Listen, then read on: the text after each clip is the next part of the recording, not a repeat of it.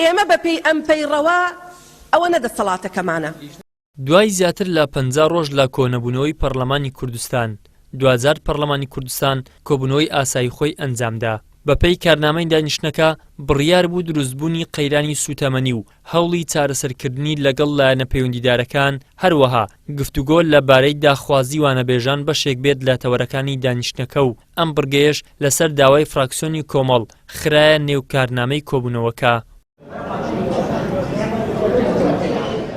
پێشتر فراکسیۆنی کۆمەڵی دادگەری و ژمارەیەک پەرلەمانتاری دیکە یاداشتێکیان ئاراستەی دەستەی سەرۆکایەتی پەرلەمانی کوردستان کردبوو بۆ وەڵامدانەوەی کێشەی مامۆستایانی وانەبێژ، وەزیرانی دارایی و پەروەردە بانکهێشتی پەرلەمان بکرێن، بەڵام لەلایەن ئەنجومەنی وەزیران و وەزیرانی پەیوەندیدارەوە وەڵامی داواکاریەکەی پەرلەمانی کوردستان نەدرایەوە و ئامادەی دانیشتنی پەرلەمانی کوردستان نەبوون. ئامادە نەبوونی وەزیرە پەیوەندیدارەکان و بێباکی حکوومەت بۆ داواکاری مامۆستایانی وانەبێژ و هەروەها پیشاندانی بێدەسەڵاتی سەرۆکایەتی پەرلەمان بەوەی ڕایگەیاند گەر هەر 111 پەرلەمانتارەکەی کوردستان دەنگ لەسەر دامەزراندنی یەک کەس بدەن ئەوە ناتوانن دای بمەزرێنن. هەر 111کەمان دەنگ بدەین بە دامەزراندنی یەک فەرمانبەر یەک کەس. 3 ساڵە پەرلەمان لە خزمەت حکوومەتە، با 1 ساڵ لە تەمەنی پەرلەمان ماوە حکوومەت لە خزمەتی داواکاریەکانی خەڵک و پەرلەمان بێ. ئەگەر ئەوەی پێناکرێ با حکوومەت هەڵوەشێتەوە. پەرلەمانتارانی فراکسیۆنی کۆمەڵی دادگەریش داوای دەست لە کارکێشانەوە و هەڵوەشاندنەوەی حکوومەتیان کرد و بەو هۆیشەوە پەرلەمانتارانی پارتی ئاژاوەیان دروست کرد. ئەوە بوو من داوای هەڵوەشاندنەوەی حکوومەتم کرد. ئێستاش داوا دەکەم حکوومەت ئەگەر کێشەکانی خەڵکی پێچارە سەر ناکرێ با دەست لە کار بچێشێتەوە و هەڵوەشێتەوە و هەڵبژارنی پێشوەختە لە پەرلەمانی کوردستان بڕیاری لەسەر بدرێ کە حکوومەت بە قسەی پەرلەمان ناکە کە سەرۆکی پەرلەمان ئیمڕۆ ئاماژەی بۆ کرد هەر 111 پەرلەمانتار ناتوانێت یەک دەرچوودا بمەزرێنێ کە پەرلەمان ئەو دەسەڵاتی نییە، خۆ دەسەڵاتی ئەوەی هەیە متمانە لە وەزیرێک وەرگێتەوە. بۆچی ئامادە نییە بۆ چیری ئەو زۆرینە تەزویرەی لە پەرلەمانی کوردستان هەیە ڕێگرە لەسەر ئەوەی کە بێڵێ وەزیرێک یاخود سەرۆکی ئەنجومەنی وەزیران یاخود جێگری سەرۆکی ئەنجومەنی وەزیران تەواوی ئەنجومەنی وەزیران بێنە پەرلەمانی کوردستان پرسەکان یەکلا بکەنەوە. ئێمە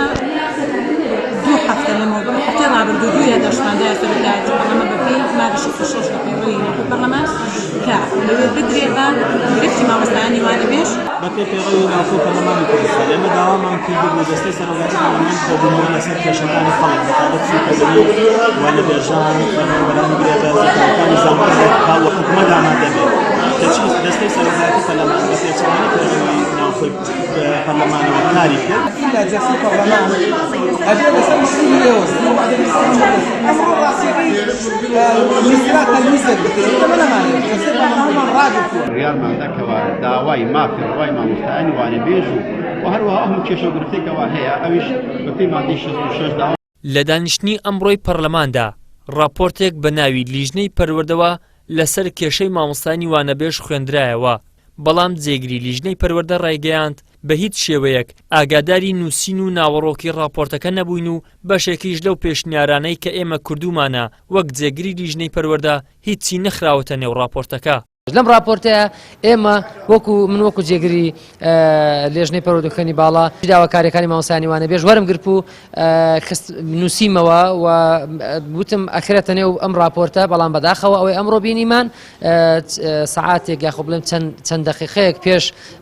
جەلسەی پەرلەمانی ئەم راپۆرتە نووسراوەتەوە و ئەم خاڵانەی ئێمە لەسەری پابەند بووین نەخراوەتە ناو هەموو ئەندامەکانی تر ڕای خۆیان وت، بەڵام بەڕاستی ئەم راپۆرتی ئەمڕۆ نووسراوەتەوە زۆر جیاواز بوو لەو راپۆرتێک کە دوێنێ لەسەر ڕێکەوت بووین و ئەم داواکاریانی مامۆستایانی وانەبێژی ئەتوانم بڵێم بەشێکی زۆری تێدا نەبوو. ئەندامێکی تری پەرلەمانی کوردستان دەڵێت بە نووسراوی فەرمی وەزارەتی دارایی دامەزراندنی وانەبێژان هیچ بارگرانەیەک لەسەر حکوومەتی هەرێم دروست ناکات، بەڵام حکوومەت و وەزارەتەکان نایانەوێت و مەبەستیان نییە هیچ شتێک بۆ وانەبێژان بکەن. مامۆستای وانەبێژ 24,000 وەرگرتن 24,000 24,000 تێرا کارتا کوڕێ بەرپرسێکی ناکات بۆ 2 دقه 3 دقه 24,000 دەیە مامۆستای جار بووی مەقتوعی حسب بکەی جار بووی وانەبێژیە یان بەشەوانە حسب بکەی ئەف مامۆستای نەشێتن باغڤەژی بوو چونکی دێلادەن فەرمونون داخوازیت مەکردین داخوازیاوێ مامۆستای بوو کۆمۆڵەتە دایکیاتیە یەک ڕۆژ مامۆستای وانەبێژ ماف نینە مۆڵەتی وەرگرتن یەک ڕۆژ ئەگەر بەراهیکێدا عەبدایەتی هات بتەکرێنێ بدیت نامن ئەڤروکە عەبدایەتی بشکلێکی دی بەندایەتی بشکلێکی دی تێتەکرێنێ خولی پێنجەمی پەرلەمانی کوردستان بەهۆی هەیمەنەی لایەنێکی دەسەڵات و تەسلیمبوونی سەرۆکایەتی پەرلەمان بە هەژمونی حکوومەت ڕۆڵی چاودێری و تەشریعی لاواز بووە و بەشێک لە چاودێرانیش دەڵێن بەو دۆخەی ئێستاوە لە سای ئەو سەرۆکایەتیەی هەیە پەرلەمانی کوردستان ناتوانێت نوێنەرەتی ڕاستەقینەی خەڵکی کوردستان بکات و ڕۆڵەکەی لە چاودێری دەسەڵاتی جێبەجێکردنەوە بۆتە گوێڕایەڵی و پاساوهێنانەوە بۆ عەیب و کەموکوریەکانی حکوومەت. ئیدریس محەممەد، کەناڵی ئاسمانی پێام، هەولێر.